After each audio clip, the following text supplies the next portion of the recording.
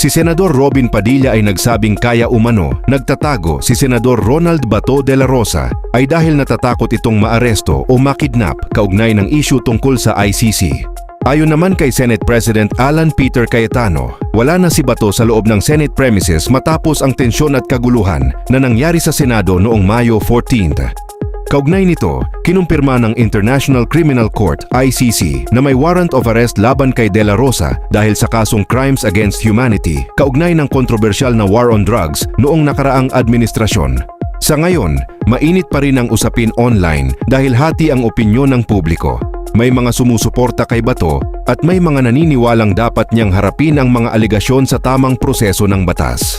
Follow for more trending news, updates, reactions, and viral videos. Stay updated sa latest happenings sa politics, issues, and current events. Follow now for more daily content.